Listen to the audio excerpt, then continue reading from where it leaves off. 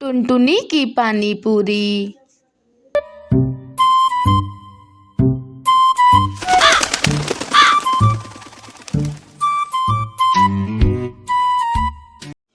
सुंदर वन के जंगल में टुनटुनी चिड़िया अपने पति बंटी कबूतर के साथ रहती थी।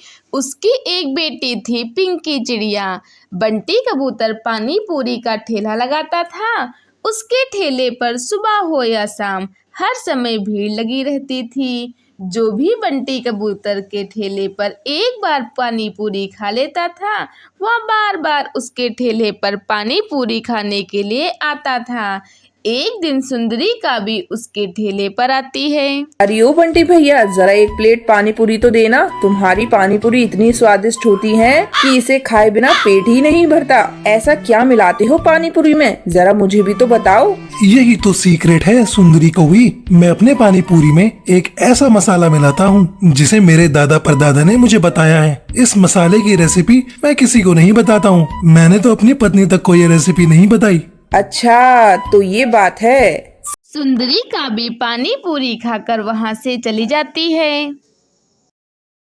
कालू कौवा भी बंटी कबूतर के ठेले के पास ही पानी पूरी का ठेला लगाता था, लेकिन उसके ठेले पर बहुत कम पक्षी आते थे, जिससे कालू कौवा बहुत परेशान रहता था।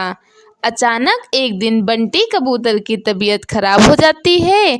तब टुनटुनी चिड़िया उससे कहती है, सुनो जी, तुम आज घर पर आराम कर लो। आज मैं पानी पूरी बेच दूंगी, बस तुम मुझे सीक्रेट मसाले की रेसिपी बता दो।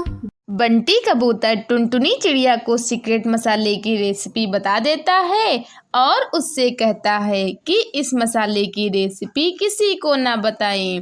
टुनटुनी चिड़िया पानी पूरी बेचने के लिए चली जाती है।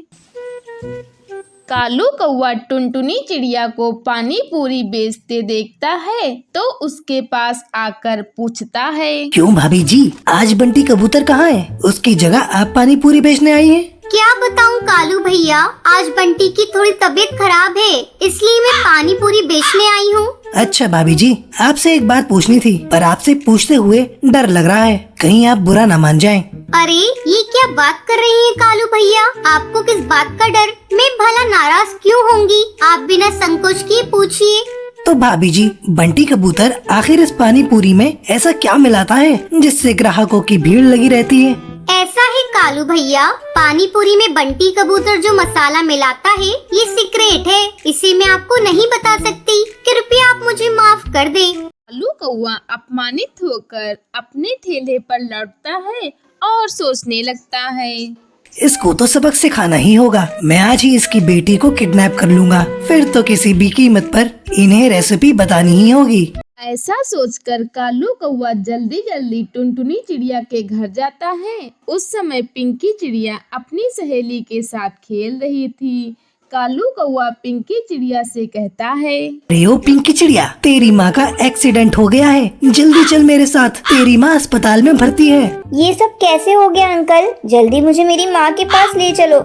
उसके बाद कालू कौवा पिंकी चिड़िया को लेकर वहां से चला जाता है। उधर जब टुनटुनी चिड़िया शाम को अपने घर लौटती है, तब पिंकी चिड़िया को घर में न पाकर इधर उधर ढूंढने लगती है। तभी टुनटुनी चिड़िया के पास कालू कौवे का फोन आता है। हेलो टुनटुनी चिड़िया, मैं कालू कौवा बोल रहा हूँ। मैंने तुम्हारी बेटी को अगवा कर लिया है। अब पिंकी चिड़िया तुम्हें वापस तभी मिलेगी जब तुम पानी पूरी के सीक्रेट मसाले की रेसिपी मुझे बताओगी, और अगर तुमने मसाले की रेसिपी मुझे नहीं बताई तो मैं पिंकी चिड़िया को मारकर खा जाऊंगा। अब तुम सोच लो तुम्हें क्या करना है। मैं तुम्हें 10 मिनट का समय देता हूँ।